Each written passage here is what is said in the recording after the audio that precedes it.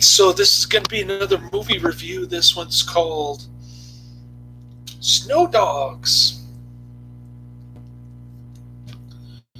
2002.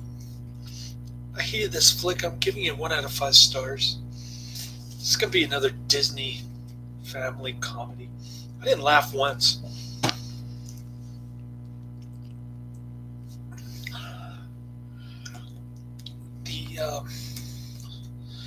The movie consists of Cuba Downing Jr. going, ooh, ah, ooh, ah, ooh, throughout the whole movie. And that's pretty much what the movie's about. I can't stand Disney after 1995. Although I did like Toy Story 3. But this is not an animation movie. It's the live acting movie. It's got Emmet Walsh, Cuba Downing Jr. It's got James Coburn, who plays the biological father.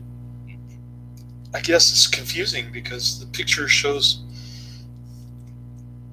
a different father, I guess. But then when he goes back to the cave, it turns out he is the father, maybe? I don't know. I can figure it out. There's a Filipino lady, extremely attractive. She gets in a bikini. That's about it. I guess that's why it's rated PG. But anyway, Cuba Gooding Jr. He's a dentist. I didn't really think he did well as a comedian in a Disney movie. I thought of him more as a Boys in the Hood kind of character from back in the 90s or something. But this is 2002. I guess he's trying to be like Ice Cube or Eddie Murphy or something. I don't know. He's trying to do kids' movies. And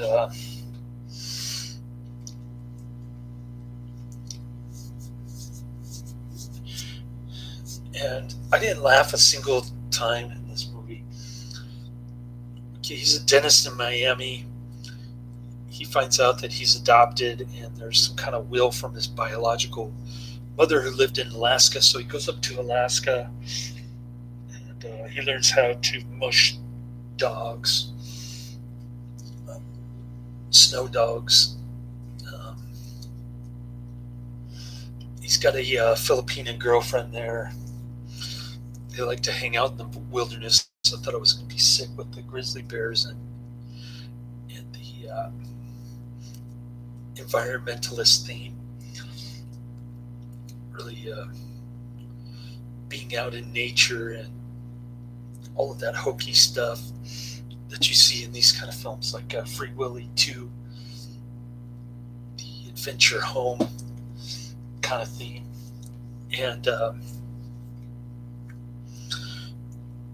so it's basically about the city slicker going to the African, or not African, the Alaskan, what did I say, African?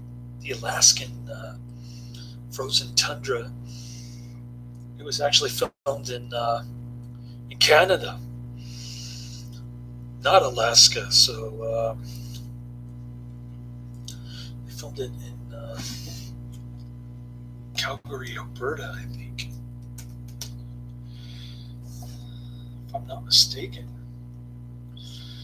So what is a Filipino lady doing in Alaska or Canada or whatever? That part really didn't make sense either. But anyways, I guess it's possible. I don't know. It did seem very plausible to me, this whole Snow Dogs. So James James Coburn, excuse me.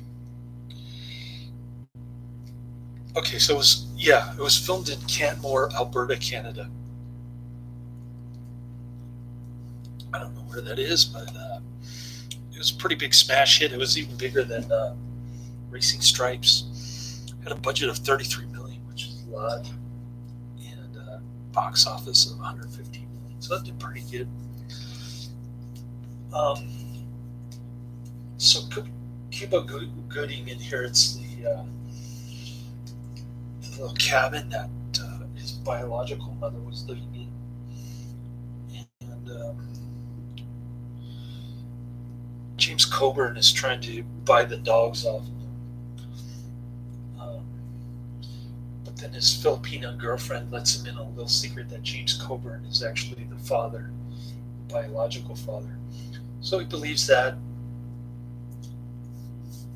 Then they end up in a cave together, and he tells a story about how he got her pregos in the cave when he was both of them were stranded. And then so satisfied, Cuba Gooding kind of ditches girlfriend and goes back to Miami. But then his adopted mother shows up, and she breaks a picture that he brought back from the cabin in Alaska. It's a picture of Lucy, and Demon. Lucy is his biological mother. So she breaks the picture, and there's another picture underneath it of two people and a baby. I don't understand the significance of it or what it's supposed to mean, but he gets angry that James Coburn lied on him somehow. Don't ask me to explain, because I have no idea what's going on at this point. And so he goes back to Alaska. He's driving crazy like Cameron Diaz in My Best Friend's Wedding. And he gets in an airplane, goes back to Alaska. Emmet Walsh is kind of like the executor and the private plane charter. And yeah, so I always forget to say what Emmet Walsh does in this movies, because he has such a minor role in half of the movies. But he goes back up there. James Coburn character, Thunder Jack is what they call him.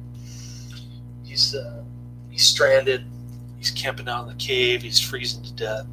His dogs are there. So Cuba Gooding Jr. decides to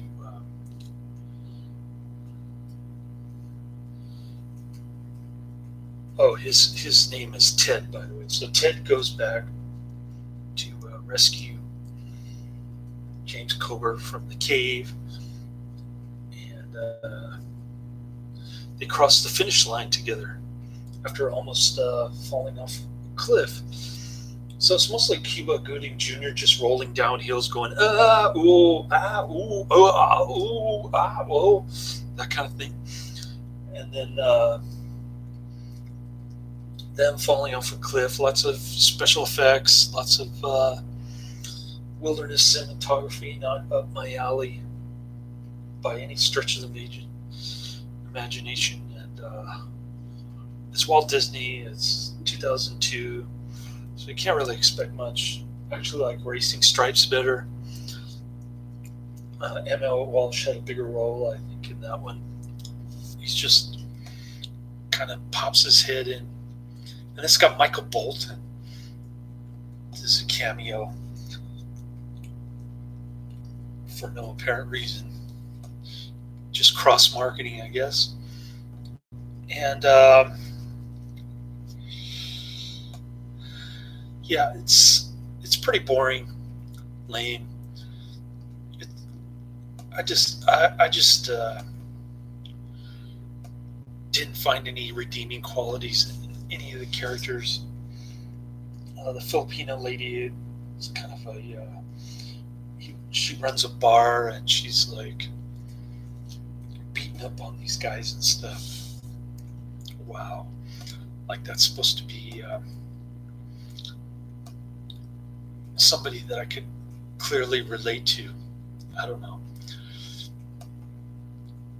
I'm being sarcastic. Anyways, yeah, not a good film. It's like watching something on Disney Channel. It's pretty bad. It's torture. And what do I have next?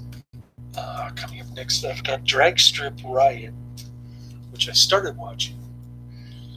I might be able to finish that one today. So it's possible that I could get 3 reviews in today.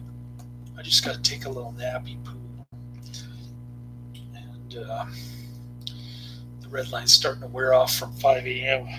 I woke up at 5 a.m. and I couldn't go back to sleep. I got like 8 hours. And I guess that was enough. I guess I got enough sleep on Friday. But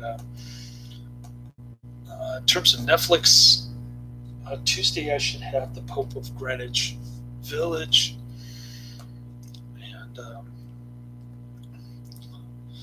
what else we got?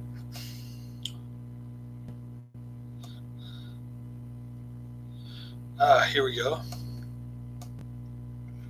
Let's see what's...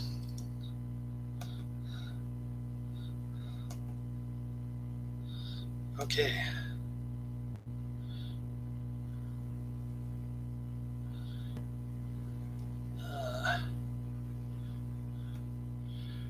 I've got The Best of Times. Robert Williams, Kurt Russell.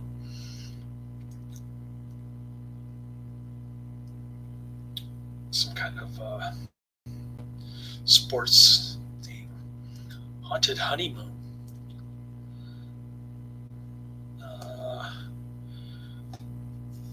Yeah, a bunch of 80s movies.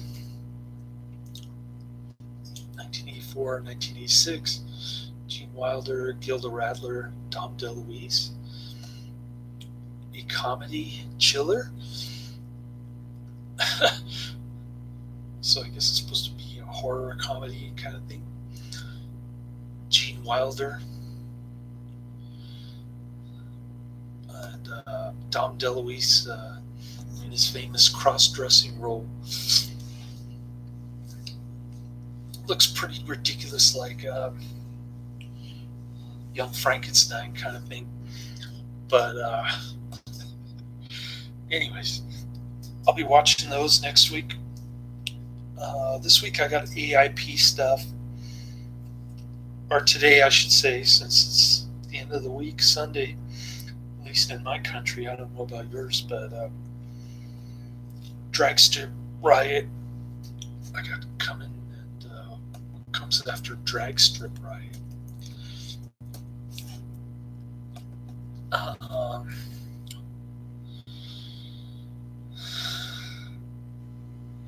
haven't even bothered to check to see what's available in terms of AIP stuff, but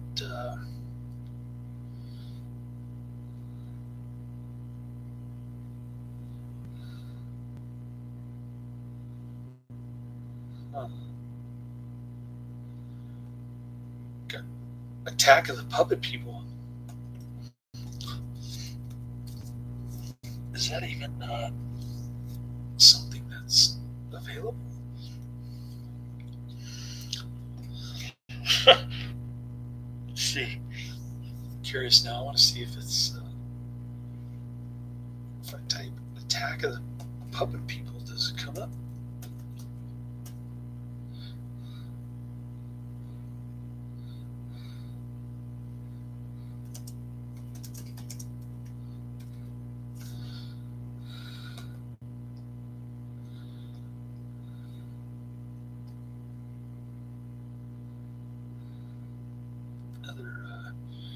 John Agar.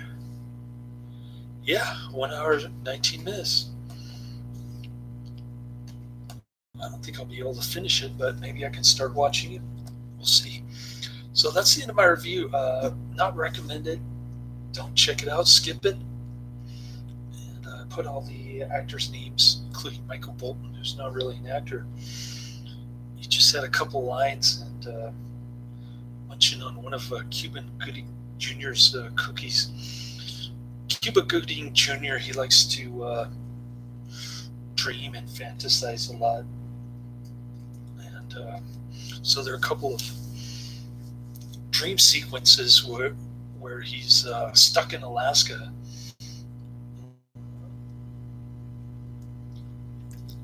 freezing in the snow, and he's dreaming about being in Miami, that sort of thing.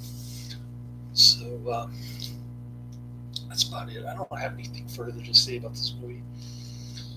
It's an hour and 30 minutes, but it felt like 3 hours. And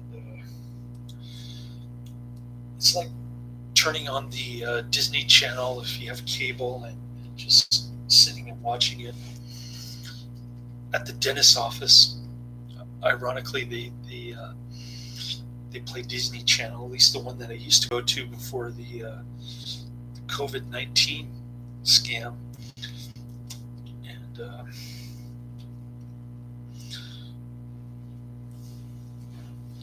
yeah, it's like watching that, sitting and waiting to get your teeth cleaned at the dental office here in San Francisco. That's what it felt like. I don't know how else to describe it, but anyways, you get the general idea. That's the end of my review. Laters.